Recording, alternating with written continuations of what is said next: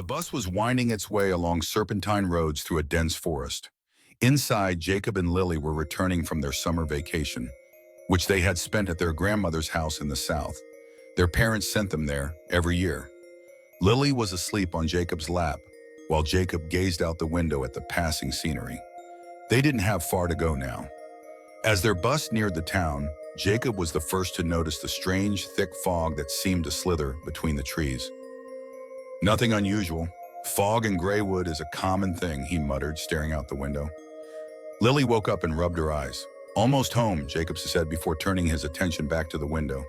The streets looked empty and cold. No sign of people. Strange. The bus stopped in front of their house, and they dashed inside. "Mom! Dad!" Lily shouted as she opened the front door. Their parents were home.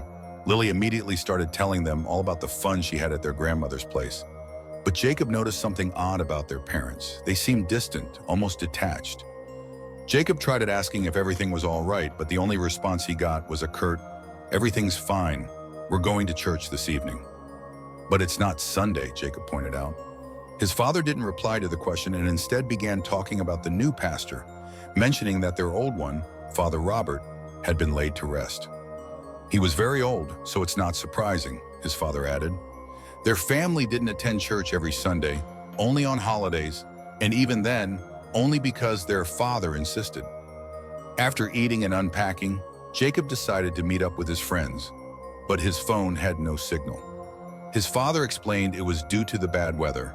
Something had likely damaged the central antenna, so there was no connection in the entire town. And no connection meant no internet. Too bad. He'd have to visit his friend in person. He informed his parents and left, while Lily stayed behind, eagerly recounting her summer adventures and the new friends she had made. It was a 15-minute walk to his friend David's house. Halfway there, near the parking lot of a local store, he ran into their neighbor, Mr. Grayson, who was loading bags into his pickup truck. Mr. Grayson owned the store and lived in the house across the street from theirs. "Closing early today, Mr. Grayson?" Jacob asked. The man nearly jumped at the sound of his voice. "Kid, you nearly scared me to death. What are you doing here?" "I just got back from vacation," Jacob replied.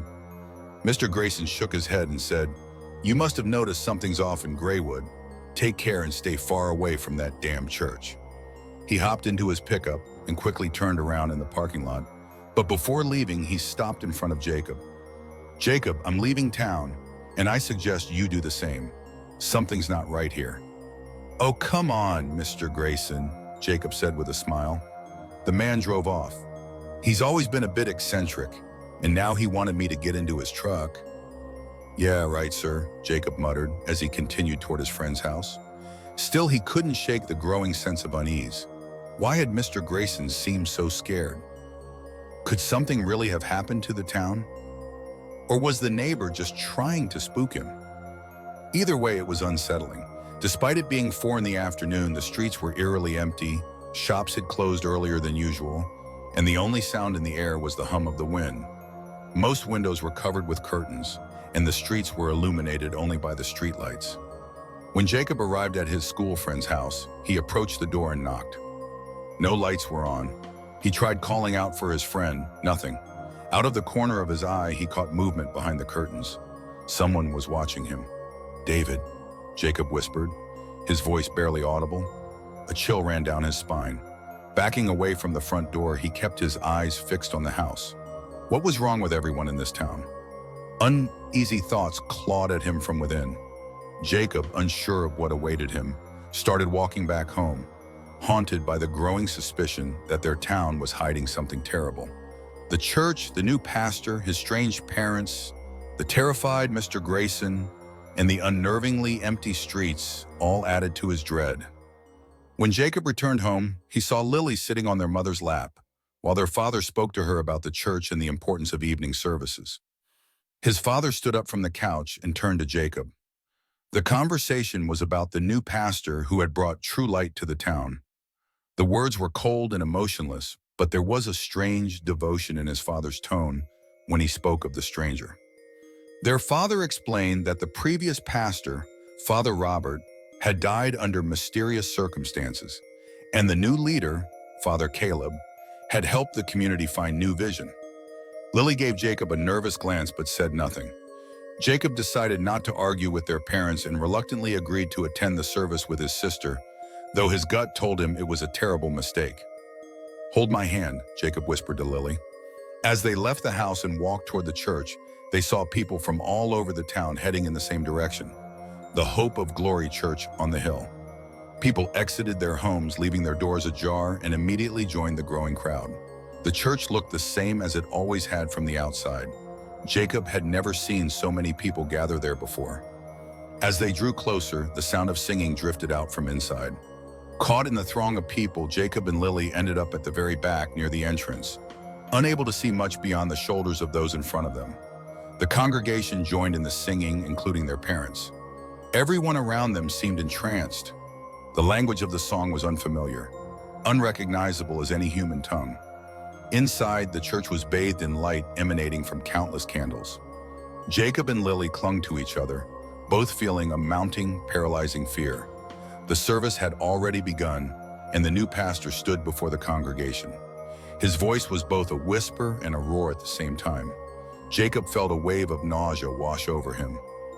Lily gripped his hand tightly and whispered, "I'm scared. I want to go home."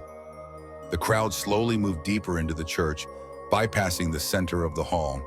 Then Jacob's eyes fell on something horrifying. A large crack in the floor, more like a gaping chasm, right in the center of the church. People were bowing before it, falling to their knees. The singing grew louder and louder. Jacob froze in place. "What is that?" Lily whispered, clutching her brother's hand tightly. "I don't know," he replied, his voice trembling. Jacob carefully started moving backward, toward the exit, never taking his eyes off the horrifying scene. Hoping to leave the church unnoticed, he felt his heart tighten in his chest. By some miracle, they managed to slip away. But what to do next? What had happened to the people? What had happened to their parents?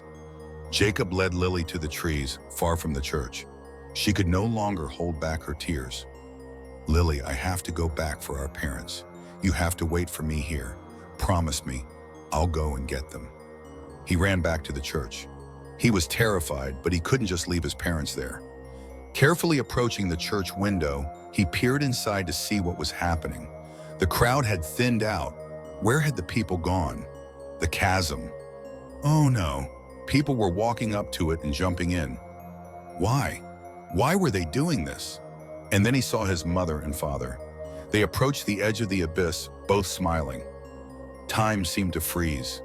Jacob stood paralyzed, unable to move. He could only watch as his parents leapt into the void and disappeared into the darkness.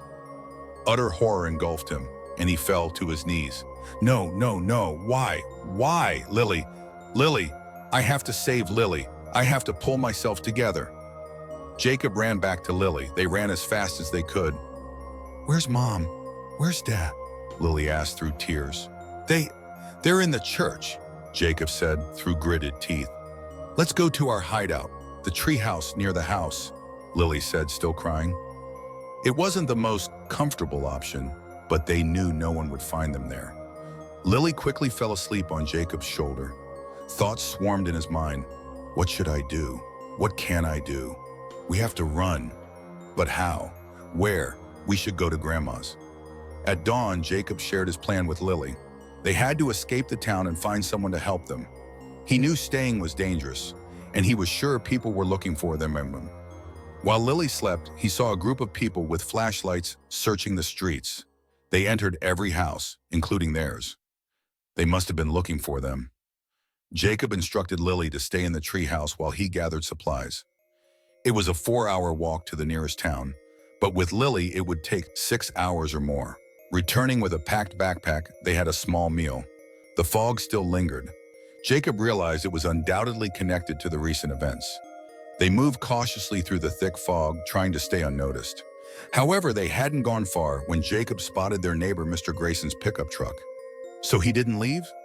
A glimmer of hope sparked in his heart. But wait, why were the driver's side door and the truck itself left open and abandoned? "Wait here, Lily," he said, leaving her hidden in the bushes by the road. Jacob approached the truck. No one's here. It looked like Mr. Grayson had been taken. He wasn't as crazy as I thought, Jacob thought, shame washing over him. Inside the truck, everything seemed as though he had fought back but ultimately lost. There was nothing to do but keep going. Reaching the bridge, a marker at the edge of their town, they couldn't believe they were about to escape this cursed place. On the other side of the bridge, the fog seemed to dissipate. This is it. We made it. We're free. But before the thought could fully settle, Lily let out a short yelp. Jacob turned to see a burly man holding Lily, covering her mouth. A group of parishioners had surrounded them. There was nowhere to run. Jacob tried to fight back, but the odds were against him.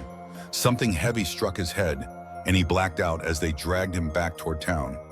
Lily screamed and struggled, biting the man's hand, kicking and crying for help. But Jacob lay unconscious. They were taken back to the church.